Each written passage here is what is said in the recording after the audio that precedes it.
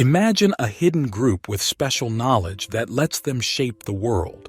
Being in this group made people super important throughout history. They won wars, made art that we still love, and invented things that changed everything. What if I said all this? Is it something you'd think is true? Today, I want to talk about a group called the Freemasons. They have different levels, and the highest one is the 33rd degree Freemasons. There are only a few of them, and famous people like Henry Ford, Benjamin Franklin, Mozart, and Winston Churchill were part of this group. These guys were involved in big historical events. So why were powerful people in history part of the same group? Did they know something special? The Freemasons have more secrets than just famous members. People say they influenced major events like the American Revolution and the French Revolution. It's pretty wild. The Freemasons kept their secrets for a long time, but now they're out there for anyone to see in our society. One guy, Manly Palmer Hall, became a 33rd degree Freemason in 19 years. He wrote a book called The Secret Teachings of All Ages that reveals Masonic ideas about controlling reality with your mind. In this video, I'll share 3 important things from Masonic teachings that let you use your mind's power without selling out. But be careful, these ideas need attention and care, or they could be risky. Let's start. Manly Hall, a wise author, wrote a book called The Secret Teachings of All Ages, and it's really popular because it has some deep lessons. Successful people who are great at making their dreams come true seem to follow 3 main ideas from this book. The first one is called The Law of Cause and Effect.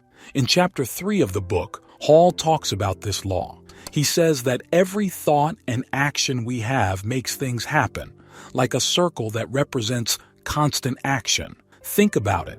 Everything in life seems to go in cycles. Societies rise and fall just like currencies. For example, the US dollar was strong, but now it's going through some tough times. This happened before with other currencies in history. Hall suggests that civilizations might not have followed a straight line, but rather a circle, repeating over time. People are discovering that ancient structures, like the pyramids, are much older than we thought. Erosion marks on the pyramids suggest they were built thousands of years ago during a big flood called the Younger Dryas. Life itself also follows a cycle. We're born and eventually we die. It's not a straight line, it's a circle. Another idea from Hall is about infinite action. This means that everything is always moving, like a never-ending cycle. Some people wrongly think that taking physical action is different from mental or spiritual action. But according to Hall, all these actions are connected. They're all just different kinds of movement. If you want something to happen in your life, you need to take action, both in your mind and in the physical world. It's not just about sitting and thinking or doing something physical. It's about a constant flow of energy and movement. So, the lessons from Hall's book teach us about the cycles of life and the importance of keeping things in motion, mentally, spiritually, and physically. Now, let's talk about how things happen in our lives. It's not just luck. There's a clear rule called cause and effect. It means one thing causes another. Sometimes we call it luck because we don't know the hidden reasons behind it. This rule doesn't change. It's always there. Successful people from history get this. They don't think like most people who compare things and come to conclusions based on what others are doing or what's in the news. That leads to fear and doubt. Successful folks use a different way of thinking called first principles. It means breaking down every argument to its basic truth. They question everything to find out why something is happening. This makes them creators of their reality. Being a creator means being yourself, not copying others.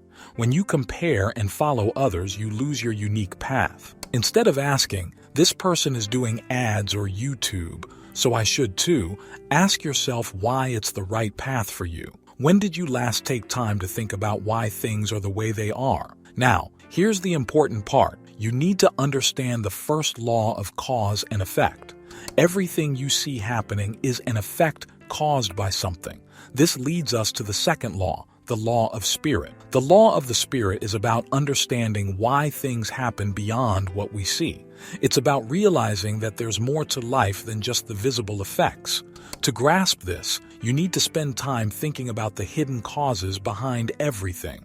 This deeper understanding allows you to navigate through life with purpose and authenticity. So take a moment, reflect on why things are happening, and embrace the idea that you can shape your reality by understanding the laws that govern it. To really understand how to shape your own reality, you need to grasp a fundamental principle called the law of spirit. In a book's 12th chapter, Pythagorean Mathematics, there's a quote that explains this law. It says, "The universe is made up of successive gradations of good, ascending from matter, the least good, to spirit, the greatest good. In men, the three spheres of his threefold nature merge into a single unit, making him a single, living soul." This quote draws from Hermetic teachings, specifically from the emerald tablet attributed to the ancient god Hermes Trismegistus. Hermes Trismegistus means thrice greatest, suggesting mastery over three planes of existence: physical,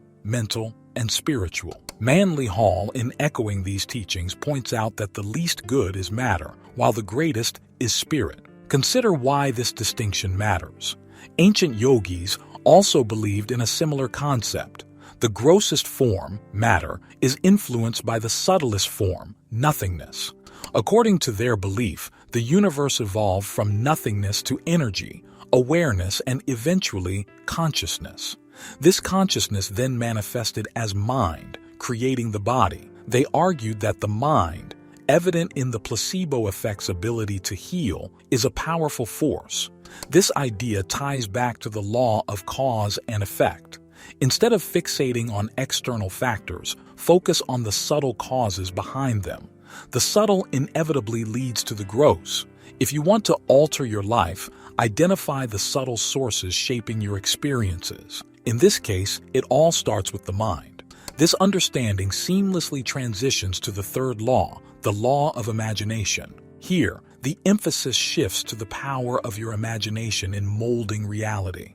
Imagination isn't just about fanciful thoughts. It's a force capable of transforming your physical existence.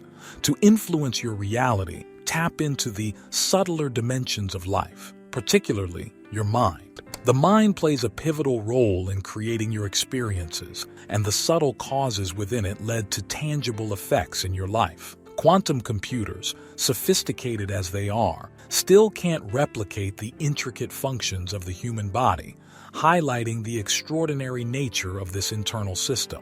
One of the most important things that has changed my life and the lives of over 1,000 clients is what I call the law of imagination. Manly Hall, in chapter 25 of his work, The Pythagorean Theory of Music and Color, beautifully explains this concept. He describes imagination as the star within every person, the divine principle that gives life to each being. Take a moment to think about why he refers to imagination as the star within us and the celestial or supercelestial body. I think this is the most subtle aspect of our existence. Imagination, according to Einstein, is the governing force in the world. It is the celestial body, the greatest star. Neville Goddard, a 19th century philosopher, also emphasized the power of imagination and awareness. In conjunction with awareness, imagination has the ability to shape our lives. Remember the second principle I discussed earlier. The yogis believed awareness evolved from nothingness to energy to consciousness. So, when combined with imagination, awareness has the power to govern our lives. Creative visualization is a crucial aspect of this process. Simply picturing something in your mind has no effect. It's about imagining and feeling. Neville Goddard stresses the importance of thinking feelingly. When you creatively visualize what you want in life, aligning your heart and mind, you invoke two essential components of manifestation, heart and mind. This alignment significantly increases the likelihood of achieving your desires. For example, if you want a job, feeling positive and excited about it increases the probability of success. The same applies to growing your business revenue. Thinking about it and feeling the associated positive emotions aligns your subtle energies, increasing the likelihood of success. Successful individuals, including Freemasons, effectively manipulate these subtler dimensions of energy. They understand the power of aligning heart and mind through creative visualization.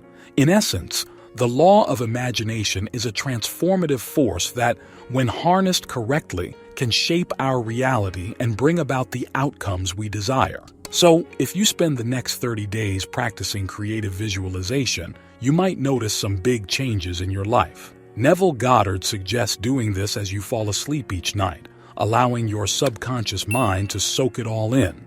By being aware of both your conscious and subconscious mind, you can unlock the power of creating your own reality when your mind and heart work together. For the next month, choose a goal you want to achieve, whether it's big or small. Don't worry about judging it. Just make sure it's somewhat believable and a bit outside your comfort zone. Imagine what your life would be like once you've achieved that goal. Visualize different instances of success every night before you fall asleep. Commit to doing this consistently, and you might start seeing positive changes.